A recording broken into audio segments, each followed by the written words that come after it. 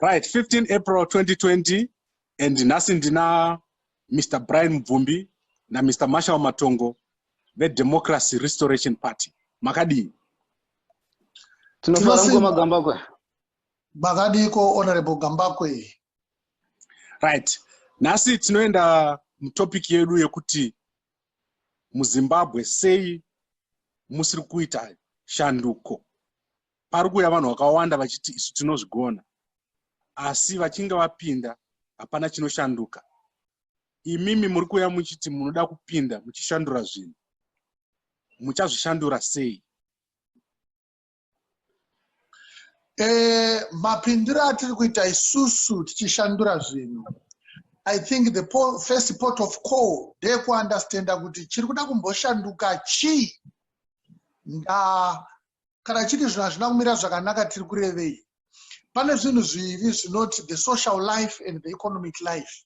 Kana kuti zvematongerwo enyika nezvemamiriro ehupfumi hwenyika ndo zvinhu zvakonzera kuti vana veZimbabwe vacheme muchemero wese watiri kunzwa nekuona nekuexperience every day of our lives. And tisingakanganwe zvekare kuti kuchema uku kwakutosvika kwatoita makumi mana. Zvatinoziva tese kuti chinhu chikasvika pa 40 years kazhinji chinochinja category. Ukaona watenga motikari yako kana ya 40 years old, pachirungu vanoti it's a vintage. Ukaona nhamo yasvika pa 40 years kazhinji makufana kubva mutapwa ihoyo muchipinda pane imwe dispensation. Saka ndo patiri kutaura isusu kuti patasvika panapa senyika hazvisi kufanirwa kuti tirambe tichifamba zvinhu zvakaita mamiriro azvakaita. Zvakufanira kuchinjika kuti zviite better. Sekutaura kwamaita vaGambakwe kuti political parties ari kuuya nevamwe vane zvematongerwo enyika vachiti vanochinja asi vasingachinji. Unfortunately, vanhu ava vari kutadza kupedzisa mabasa avanenge vakatanga. Chinhu chekutanga chandoda kuti nditaure chinoda kuitwa muZimbabwe ndechekusumudza mutungamiri kana kuti hutungamiri hunomira pachokwadi husiri hwokunyebera vanhu. Ndavamwe vazhinji vari kuuya ava vari kutoda kutoti varwise kuti vapinde vadye. Ndosaka muchiona kuti pavanotanga vanenge vari vanhu vasina kana chinhu chavainacho vachitoshupika. Then suddenly vakupiwawo mari dziya nekuti kana muri main opposition party munopiwa mari dzimwe dzinobva kugovernment. Upenyu hwavo hwakutovandudzika hwakutochinja. Handi muri kuona. Saka vari kukundikana kupedzisa mabasa avanotanga nekuti vari kukundikana kubatanidza vana veZimbabwe. Ndo pari kukundikana vazhinji. Saka DRP inadzo nzira dzekubatanidza vanhu across political, religious and otherwise divide. Pakabudiswa Mugabe nehurumende yake. Pachipinda hurumende yatinayo iyi. Manga muripo here, makanzwisisa here kuti zvii zvakaitika? Hongu, taivepo, takanzwisisa zvaiitika. Yes. Takazviona takazviziva. Vanhu vese vaifunga kuti tazosvika pakushanduka. Chii chakaita kuti pakabuda Mugabe zvinhu instead kuti zviite nani zvakatoipisisa? Pane mashoko mairi anoda kuti nditaure anoda kuti anzwisiswe. Pane shoko ndikataura nechirungu zvinogona kuti zvinzwike. Pane shoko rinonzi participation neshoko rinoti involvement. Vana veZimbabwe vakaparticipata pakuti Mugabe, a tyrant, angauraya nyika netimu rake raaiuraya naro nyika. Rakazompandukira iroro. Vana veZimbabwe, mhomho yeZimbabwe yakaparticipata pakuti Mugabe aende. But we were not involved. Kana nchiti we were not involved, tukureva kuti takanga tine limited power ekuti tine zvataikwanisa kucontributa zvinozokwanisa kuti zvitipe result yekuti Mugabe aende. Saka takaparticipata, tikaudzwa kuti takuda kudai, vanhu vachibva vatenda manyepo iwayo ndobva vaparticipata. Those who were involved, they carried out the mission. They carried out the coup, if I can put it that way. Yes, saka manga murimi makapwa mukana wokubvisa Mugabe. chii chamaita uye maifamba sei kuti zvinhu zvisasvike patiri? Honorable Gambakwe, vanhu vanosiyana nyika nenyika. Momo yeZimbabwe inyika yevanhu vanoda kushanda, vanhu vanoda runyararo. Saka given a chance yekuti the tyrant had gone down, the tyrant had gone under, dai takanga tiri sisusu, takanga tiri involved, not the participation part. Tiri su takanga tine matome ekuti ezvinezvi toita kuti zvinhu zvichifamba zvakanaka sei. Chinhu chekutanga chataifana kupa vanhu rusungunuko, total freedom, nekubva tatobvisa zviga zvakanga zvichitatisa Zimbabwe kuti ifambe zvakanaka ichienda mberi zvakanga zvaiswa naRobert Mugabe, zvinosanganisira mitemo imwe ine atinoti maclawback clauses. Munoona zvakaita nzara dzegondo riya ukadzitarisa dzinenge straight, asi ukadzicherechedza dzakagonya. Tinoti ndo rinonzi pashona zindakupa zindakutorera. Constitution inotaura kuti vanhu vane kodzero yekutaura zvavanoda. Then kubva kwaita umwe mutemo unoti kuti mutaure zvamunoda munofanira kunge mawana police clearance. Asi constitution yedu haibvunzi zvepolice clearance, ndikutaura nenyaya yeposa. Saka kungobva chete kwakaita Mugabe, mitemo yese iyoyo yaifana kubva yabviswa. Yabviswa mitemo iyoyo, tochipinda futi pane imwe process inonzi ma-electoral reforms. Kuti pari kutambwa bhora rezvematongerwo enyika pange pakatandavara, pari flat, so that ma-results edu anenge ari authentic. But zvatakaona timu riya rakanga ri involved rakabva ratotora chance rekutowedzera umbavha hwacho vakanga vachiita Robert Mugabe wacho aripo, even worse. Regai ndikutaurire kuti Robert Mugabe pamakore ese akapinda hapana patakanzwa pakapfurwa vanhu vanokwana kuita 3 vachipfurwa nepfuti yehurumende muHarare. Zvinhu izvozvo takazvinzwa muSalisbury, not in Harare.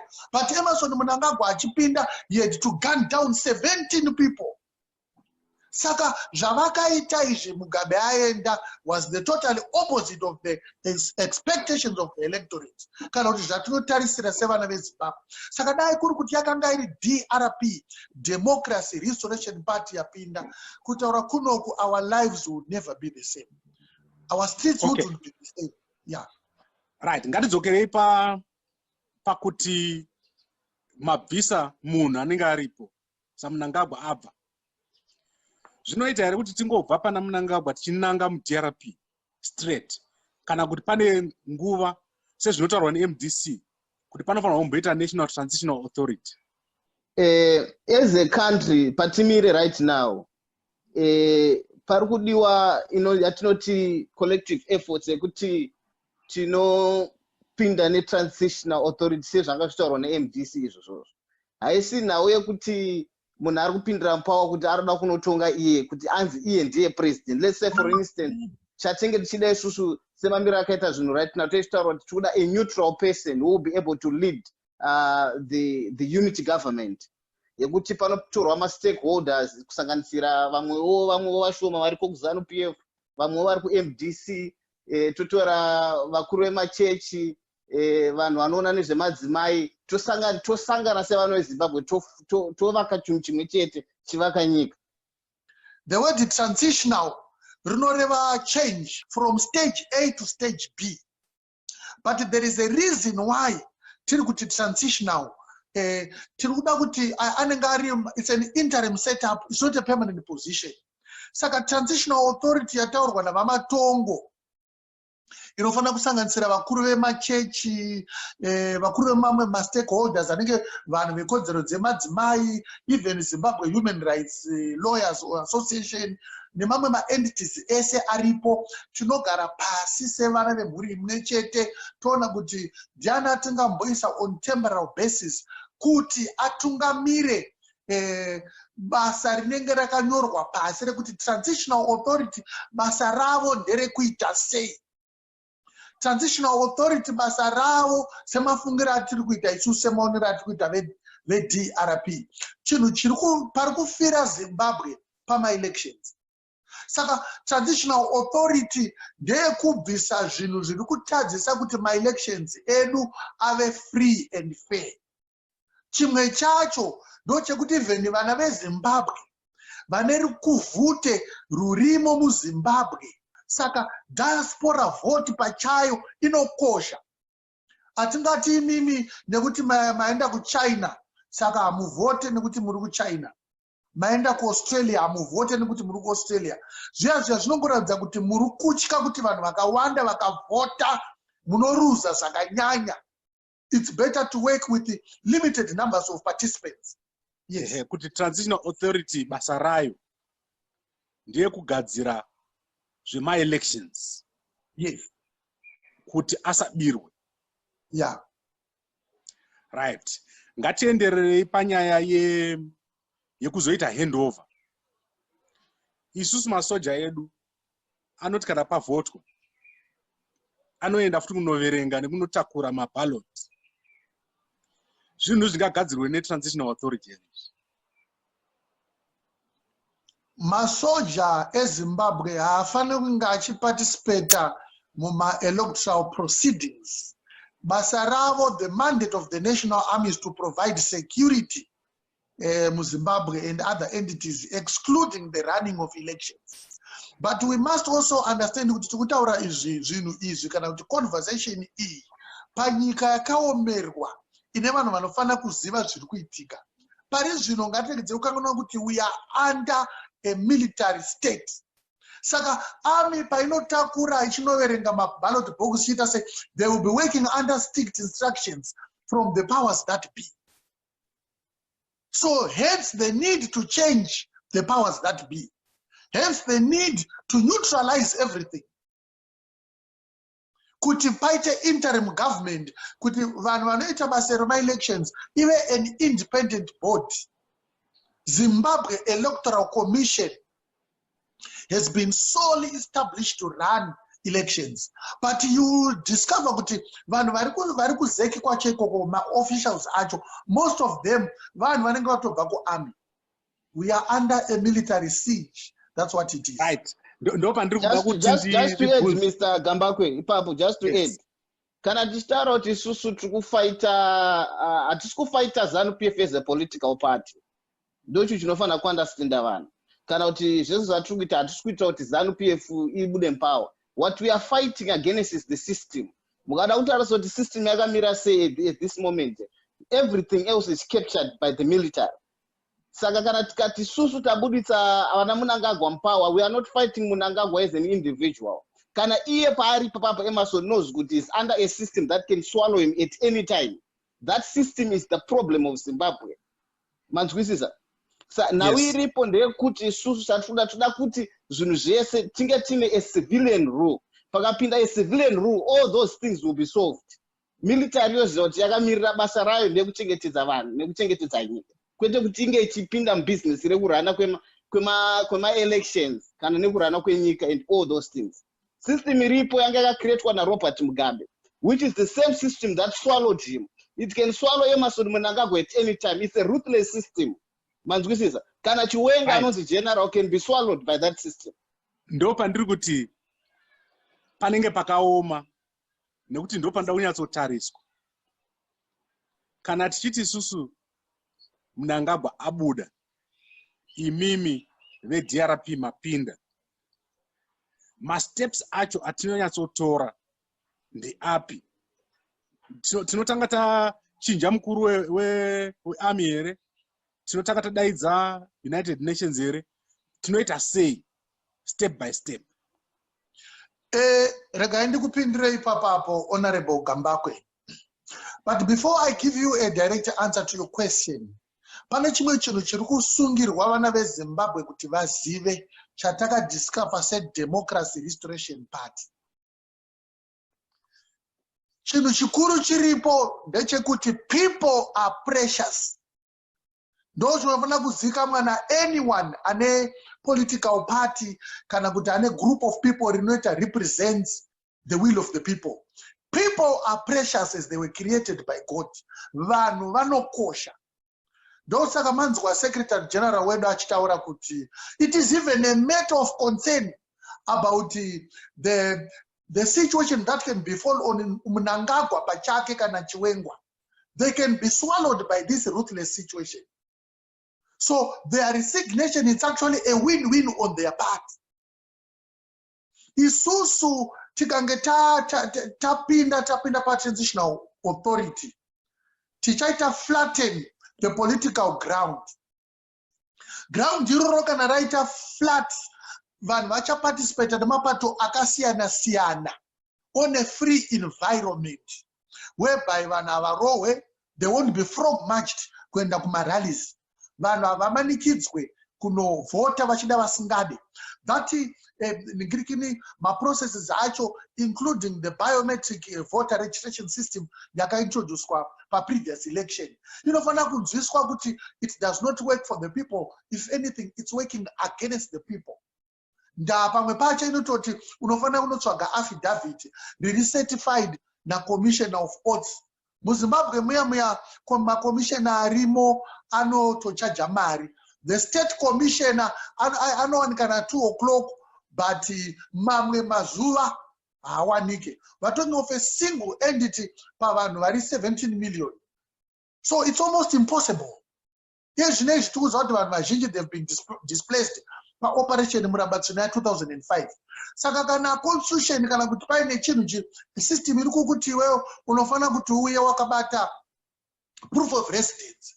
Unaona kupi proof of residence, mvura chaiyo it's not metered anymore. Vanhu vari kumwa mvura dzemabhoho. Saka tsamba hadzichanyorwa because vanhu vari kushandisa WhatsApp nema cell phone. Saka to ask anyone kuti uyani proof of residence ine setup yemuZimbabwe, pakaomesa munhu waMwari. Saka tiri kuti isusu tikaita flatten matongerwo enyika, tichaita kuti kuvhota kwevanhu kuve nyore, ndokuti inzi free and fair election. Nyaya isi kungoverenga kuti wawina ndiani vatadza ndiani. Okay, ndoda kuti tidzokere futi kumashure mbija.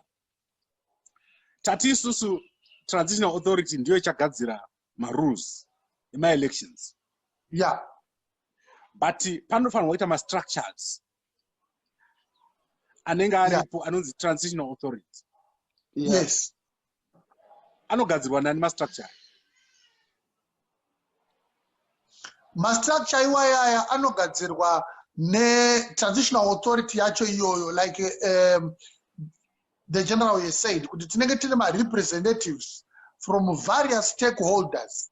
Ndo vachaita ma-consultative process. Everything inofana kunge ne-public participation. Vanhu vanotaurwa kunzi ndo mamiriro zvaita pane transitional authority. So zvamaona vakuru vanga vari pava vabva zvatikuwirirana tese sevana veZimbabwe kuti zvinhu zvinofanira kuchinja. Saka pakati taakudai vanhu voita endorse nekupa ma-suggestions. It's not an overnight event. It's actually a process inogona kutora maybe few years, maybe 3-4 years, if not more. Kusvikira zvinhu zvedu zvanyatsoti ezvinezvi we are able now, we are ready to hold a credible election. As it stands right now, we can have many elections, but they will be very ceremonial. So coming back to your question again, transitional authority, my representatives, you are no anogadzira ma structures ese on how to move and navigate until we cross over to Canaan.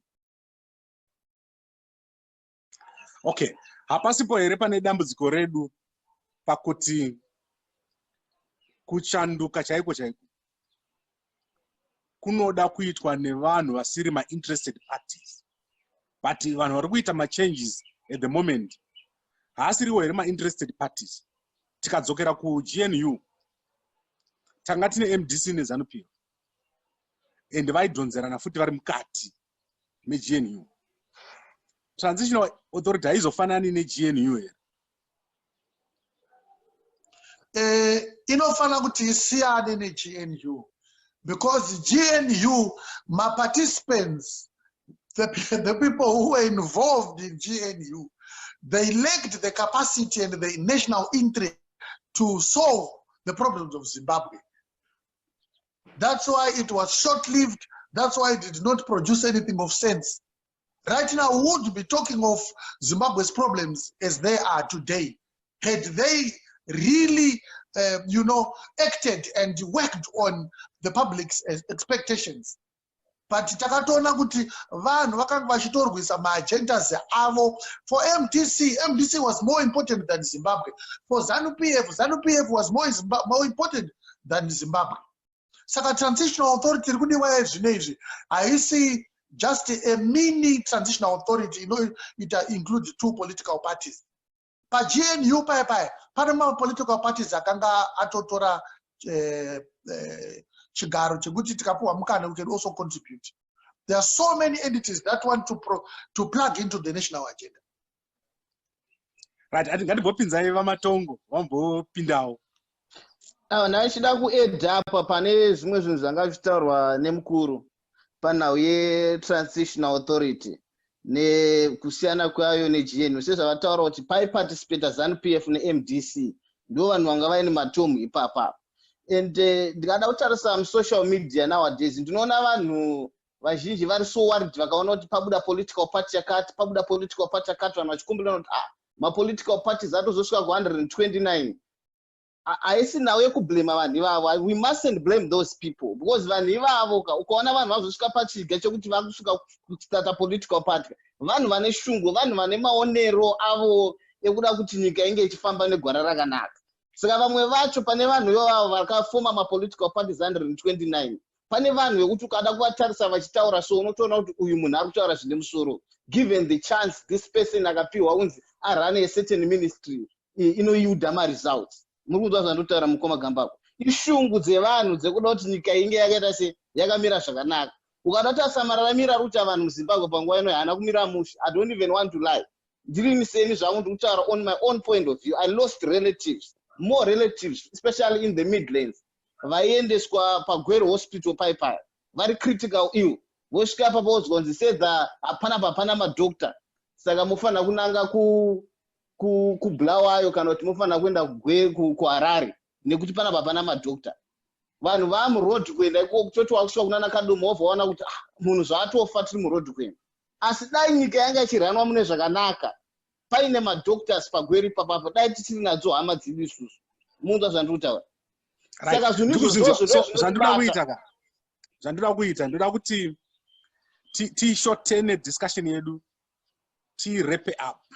Yeah. Tabvumirana isusu kuti kana imi muchipinda munopinda but hamupindi muchinanga kuti taakupana zvigaro. Munotanga macreator inonzi National Transitional Authority.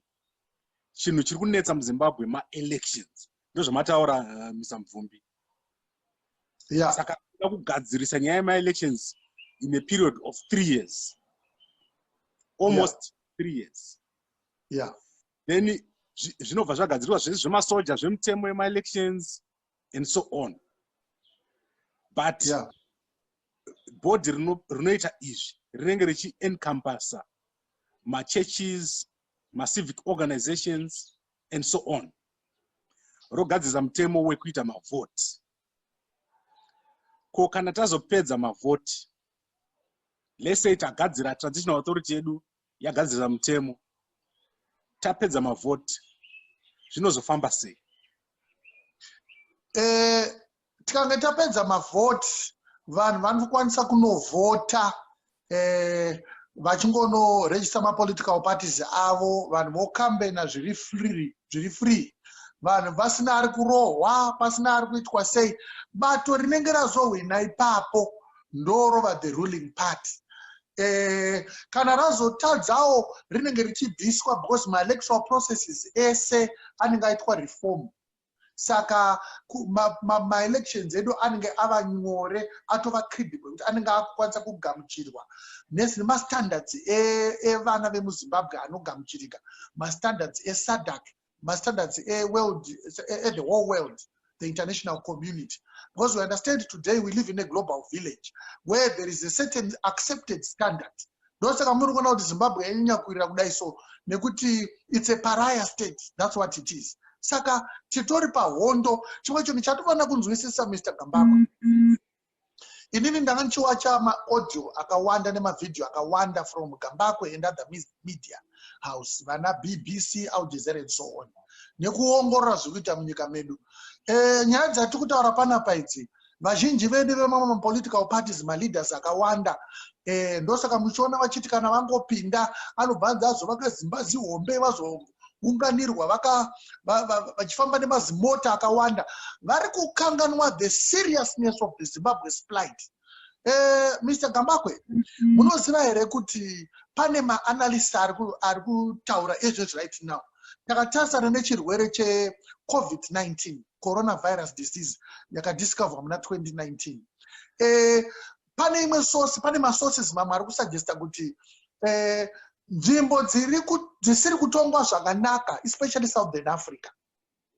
Semenza munoona kutora nyika imwe chete inoona kuuraya vanhu vanokwana kuita, pari kunzi munyika imwe chete munoona kufa vanhu about 8 million people, between 8 to 12 million people. Saka vanhu vakafa 12 million people pa 17 million people yemuZimbabwe, of which I think imwe 3 or 4 is already in the diaspora. Munyika munosara musina munhu. Saka zvatiri kutaura izvi zvinhu zviri so serious. Ndosaka paenda itaura kuti decision yatakutora maZimbabweans from now 2020, it's a decision that we must live by. It's a decision that we must immediately work on. Ndapa timire pakaoma. It's a question of life and death. Saka hapasi kudiwa vatungamiri vari kufungidzira kuti kana vapinda ivo ndo votoita matumbu vachifamba nemadzimota kusvika vachitopinda pane dzimwe dzimba dzavasingazivi kuti ndedzavo. Seimwe nyaya ndinokumbira mundiregerere, kunonzi Robert Mpofa akatombosvika paakabvunza secretary kuti ndibvunzirei kuti vanhu vepamba apa vanoda here kutengesa imba yakanaka zvisingaite, achifamba mugwero akanzi aiwa changamire, imba ndeyenyu iyi makaivaka last year, asi mutaundi mucapital city hamuna mvura iri kubudamo yakanaka yekunwa. Munoziva kuti vanhu vakazvarwa 1976 vakazvarwa uchinzi Minister of Health, senemu yake ndeparire Nyatwa. Right now munotaura kuti Minister of Health parire Nyatwa nezvimwe zvakadaro. Ndo zvinofanira kuti zvizimukwe nevana veZimbabwe tione the need for change.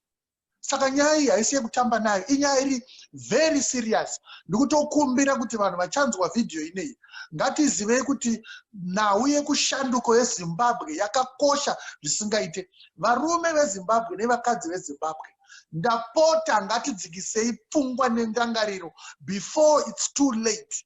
Zimbabwe cannot afford to go on in this manner politically. Zviri kuaffecta everything else muZimbabwe. Ndinozviziva kuti vanhu vazhinji varimo, vanhu vanonamata, kune magods general, mafundisi ese tinokutendai, nemabishop, mapastors nezvimwe zvese. Asi ngatiregedzei kukanganwa kuti vari kutungamira nyika kana vasina utungamiri hwakanaka tinowira mugomba. Ndokusanga ndakutaura kuti kune vanhu mafundisi akawanda vanotogara kune dzimwe nyika vasina matsamba, vanorarama as outlaws. Things must change. Okay, so I think at that point ngatichiitai summary kuita kuti vanhu vanzwisise. Saka toda kupa Mr. Matongo mukana wokusummarize. Ngatisummarize tiite wrap up. All right, thank you so much Mr. Gambakwe. Issue iri panapa, makuzondisa zvanipa summary pa ndangachida kutaura zvinhu zvakati wandei. Issue iri panapa ndeyekuti nditanga kutaura panhau yetransitional authority yanga ichitaurwa napresident. Kana isusu tichitarisa nhau yetransitional authority hatisi kutarisa nhau yekuti DRP ndo bato roda kupinda kuzotonga kana kuti Brian Mubvumbi azonge ari iye president.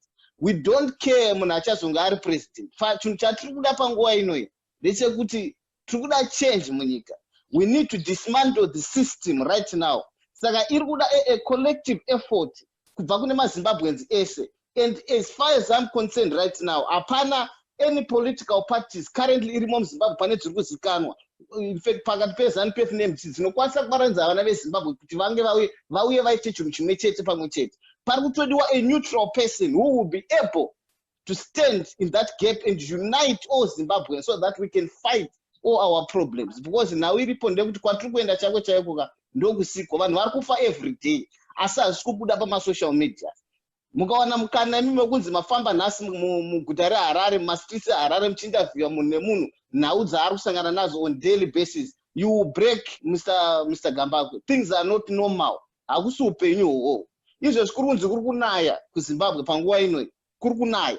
Mukunzwa ndotaura munhu unokudamba mako uchijamba mvura yakazara pasi, asi patepi panenge paine 2 weeks pasina kana domwe remvura rabuda. Vanhu vari kunzi gezai maoko nekuda kwekuti kune COVID-19. Vanhu vanogeza maoko nemvura iri kubva kupi? Ndo mubvunzo. So the situation is very, very, very bad. We need to do something as the sevana veZimbabwe. Otherwise tikasatobatana hapana kwatiri kuenda. Hatina kwatiri kuenda. Okay. Saka I think kuti kataura zvakawanda. Regai tipe vanhu mukana wekunzwisisa. Nekuti tinofanira kuramba tichiuya tichienda mberi. Nhasi tinenge taita summary. Musati mapedza mukoma Gambakwe. Ndanga ndichida kutaura nenhau yemilitary. Kana tichitaura kuti military hatisi kutaura all the ordinary soldiers. Because pane masoja ari kutambudzika. Inini I can tell you from my own experience, ndandiri mwana wemusoja, baba vangu vakazoshaya zvavo kudhara. Taiti kuma 1996-95 uko. Ndara wangu anga sina rengi hombe stereki muarmy. Mukunzwa zvandiri kutaura. Ndira kutaurira kurama kunoita ordinary soldier. Anga sina rengi hombe stereki muarmy. Aiti akatambira.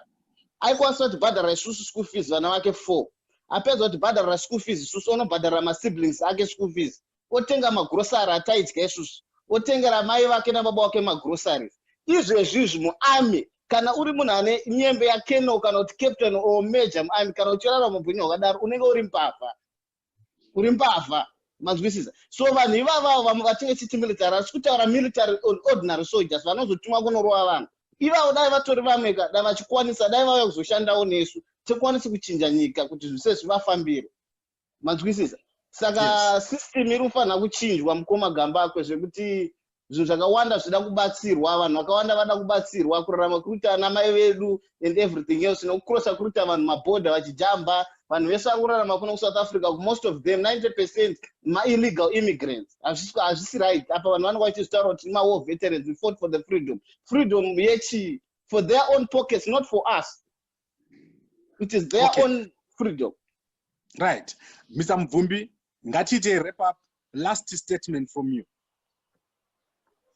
Last statement is very simple, Mr. Gambakwe.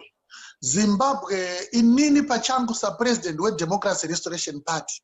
I cannot ever think in this day and age of a country that needs more change than Zimbabwe. Our only way out, one chance yatinayo, only one chance, ndeyekuti tibatane. Tikabatana sevana veZimbabwe, ndikuto expecta kuti munhu wese ngauye under the banner of DRP. Hatisuna kuti pati yedu yakura ndoyazode it has nothing to do with us. Tungori vehicle chete yekuti tikwanise kucrossa tiri pamwe chete. Ma-political parties emuZimbabwe ese akakosha. But ndikutaura inini kuti pari zvino izvi dei tambobatana sevana veZimbabwe.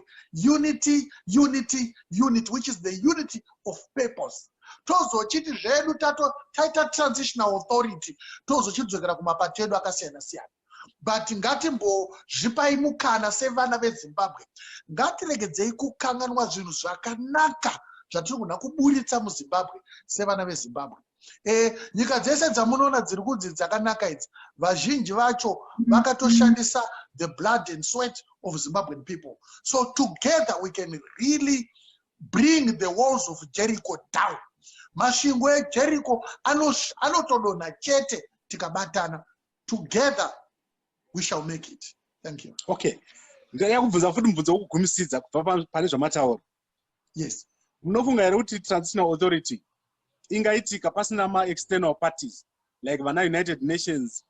Ma-external parties anodiwa, but those external entities will then be attracted by the action on the ground. So the first port of call is for all Zimbabweans to understand the message from DRP and work on that message. kana taungana takuti takuita zvinhu zvedu pamwe chete takuchisangana nebrutal force yatagara tichisangana nayo, then my external entities anouya. Ndinotenda zvikuru Mr. Brian Mubvumbi, President weDemocracy Restoration Party, and Mr. Marshall Matongo, Secretary General. Mwari vakuitirei zvakadaka. Totenda mukoma gambakwe. Thank you. Totenda zvikuru.